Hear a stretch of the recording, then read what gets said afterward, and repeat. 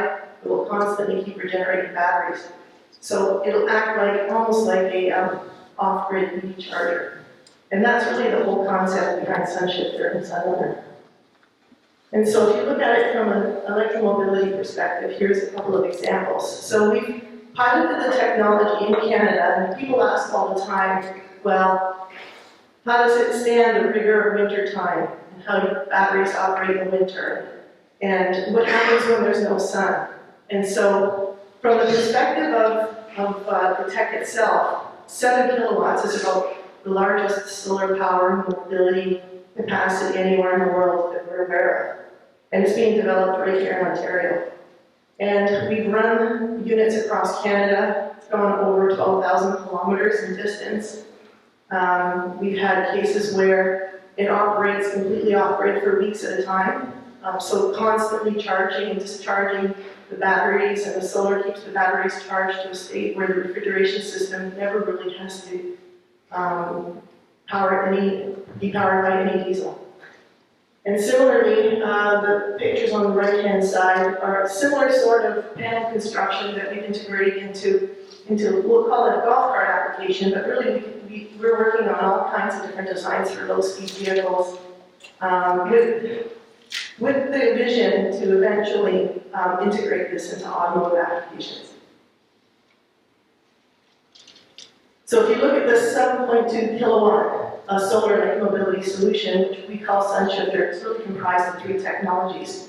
It's a roofing system, which is removable, a distribution power pack, which is also removable, and an onboard communication package, so that what we can do with it is we can allow the driver to access relevant information regarding battery state of charge, how much charge they would have left over, what the batteries are doing, what the inverters are doing. And also it allows a portal for anyone within the transportation realm who's connected to that load to be able to go in and to measure and to see those any type of information that they would have when you customize a specific solution for them in that regard. And so from the perspective of what we've done here in Canada, we've also done similar pilots in California, and this was a big issue for us in getting our product accepted by the state of California through their Southern California Edison Power Utility Program. And so in California, we know that the government is mandating the decommissioning of diesel engines, and they mentioned that it was going to be starting with refrigeration systems as of December 31st, 2021, and that has begun. And Westhill systems for trailers and truck boxes have qualified for US-based incentive voucher programs in the state.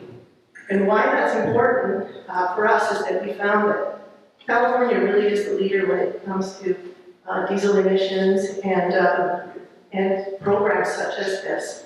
And they will eventually migrate across the states. I know other states such as Pennsylvania and others are starting to adopt these sorts of programs, and then eventually it will migrate into Canada. So it just behooves us to be forward-thinking in this regard and to be ready for change when it happens. And so the voucher program itself includes for a $55,000 US rebate for a truck box power utility kit, as well as a $65,000 rebate for a 53-foot tractor trailer utility kit. And so we piloted the technology in, I'm going to say, the 2 worst possible conditions. Canadian North, in the dead of winter, running across Canada, with no sun, and also in the US in the deep south with frozen loads of ice cream every day running through the Mojave Desert. And we've been working with those groups, their third-party engineering companies, assessing the technology and looking at really great results coming from those pilots. We do know that the diesel engines haven't kicked on once in 4 months, especially in the southwestern conditions. So all great things done.